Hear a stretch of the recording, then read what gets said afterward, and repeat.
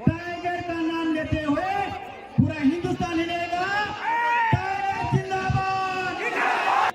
हमारे आपके महाराष्ट्र में हमारे 5 लाख लोग रहते हैं। या आप तो खुद सतारा में है, या आप खुद बताइए वो कैसा रहते हैं। 1 मिनट बता दीजिए किस प्रकार का कमरा है और क्या काम करते हैं। 10 बाय 10 खोली में वो अपना बीबी बच्चे पढ़ाई। सुन लीजिए, 10 बाय 10 के रूम में बीवी बच्चों के साथ रहते हैं।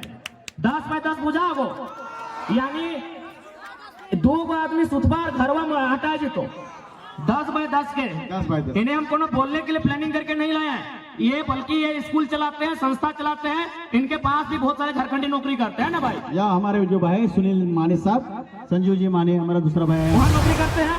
बात बरोबर है? बरोबर है। 10 बाय 10 के कमरे में सुन लीजिए, 10 बाय 10 के कमरे में एक मराठी भाई यहाँ खड़ा होकर बोल रहे हैं, आज 50,000 की भीड़ में बोल रहे हैं कि जो झारखंडी वहाँ रहते हैं 10 बाय 10 के कमरे में। उसी कमरे में पत्नी भी रहती है, हाँ पत्नी भी रहते हैं, बच्चे भी रहते हैं, सगे वाले भी रहते हैं, सगे वाले भी रहते गाँव हैं। वाले आएगा नहीं वो भी उधर रहता है। 10 बाय 10 के कमरे में पूरा परिवार रहता है। हमारी लड़ाई कैसे गलत है भाई, कौन हिसाब से गलत है? अब एक बात हम क्लियर कहना चाहेंगे, जो लोग हमारी बात को सुन रहे हैं वह झारखंड के अलावा किसी राज्य से रहे। हमारी लड़ाई किसी राज्यवासी से नहीं है, बात को समझिए। हम बात कर रहे हैं 1932 खतियान की।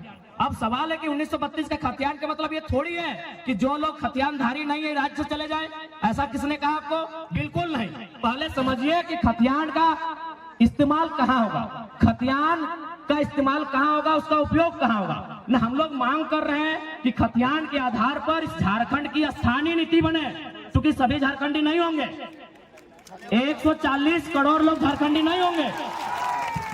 बात को समझिए, जितने भी गैर झारखंड के लोग यहाँ रहते हैं और अपने राज्य में भी, यानी दोनों राज्य में रहते हैं, बात को समझिए। भारत की अभी जनसंख्या मान के चलिए अनुमान 140 करोड़ है, अनुमान मानते हैं, और झारखंड की जनसंख्या मोटा मोटी 3.5 करोड़ है।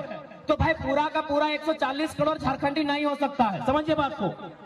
140 करोड़ जो भारत की जनसंख्या है वो सबके सब झारखंडी नहीं हो सकते हैं। तो झारखंडी कौन है? तो जो झारखंड के भूभाग में रहते हैं। तो हमारे खतियान आधारित नीति का मतलब है कि इस राज्य के जो मूलवासी हैं, इस राज्य के बाहर जिनका सरकारी नौकरी के अलावे किसी सरकारी दस्तावेज में कोई नाम नहीं है, क्योंकि बहुत कोई रेलवे का नौकरी करते हैं, कोई इलाहाबाद में है, कोई कानपुर में है, कोई कर सेंट्रल नौकरी कोई कहीं कर सकता है, तो वहां सरकारी नौकरी में उसका नाम हो सकता है, लेकिन उसके अलावे उसका नाम किसी दस्तावेज में नहीं है। वो मूल रूप से झारखंडी है, जिनका सिर्फ और सिर्फ यही नाम है, यही दस्तावेज है, यही घर है, यही मकान है, यही सब कुछ है। अब सवाल है कि खतियान के आधार पर एक स्थानीय नीति बनेगी, उस स्थानीय नीति को लागू किया जाएगा जो झारखंड की वैकेंसी होगी।